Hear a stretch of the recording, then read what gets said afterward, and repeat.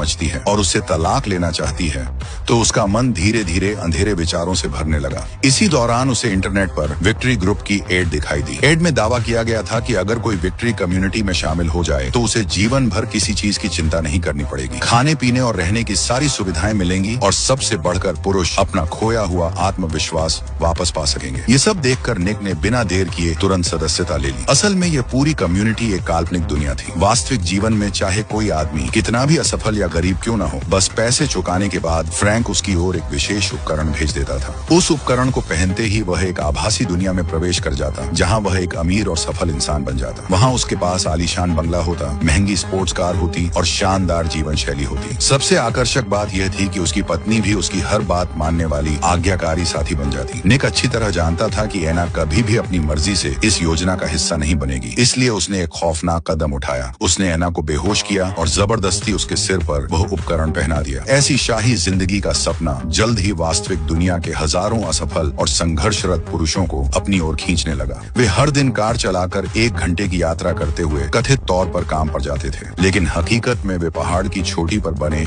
Server station तक पहुंचकर virtual दुनिया से लॉग आउट करते थे। उन्हें ऐसा इसलिए करना पड़ता था ताकि वास्तविक दुनिया में अपनी पत्नियों को खाना और पानी दे सकें और उनके शरीर को भूख प्यास से मरने से बचा सकें। साथ ही वे सिस्टम की मेंटेनेंस फीस भी समय पर जमा करते थे। फिर रात होते ही वे दोबारा उपकरण पहनकर उस नकली दुनिया में लौट जाते और झूठी खुशियों में डूबे रहते। दूसरी तरफ जिन महिलाओं को इस साजिश में फंसाया गया था, उन्हें इस सच का बिल्कुल भी पता नहीं था। एना ने भले ही कुछ समय के लिए अपनी याददाश्त वापस पा ली थी, लेकिन डॉक्टरों ने जल्द ही उसकी स्मृतियां फिर से मिटा दी। कई दिनों तक चले मेमोरी इरेज उपचार के बाद लगभग फैक्ट्री रीसेट हो चुकी एना को दोबारा उसी कम्युनिटी में भेज दिया गया। अब वह फिर से वही जीवन जी रही थी जो उसके पति ने उसके लिए तय किया था, लेकिन कभी कभी कुछ छोटी छोटी घटनाएं उसके दिमाग में दबी हुई यादों को जगाने लगती थी। धीरे धीरे एना फिर से अपनी पुरानी दिनचर्या में ढल गई। हर दिन वह अपने पति को काम पर जाते देखती, समय पर घर की सफाई करती और नियमित रूप से योगा क्लास में जाती। उसे लगने लगा था कि शायद अब उसे पूरी जिंदगी इसी नकली दुनिया में बितानी पड़ेगी। लेकिन एक दिन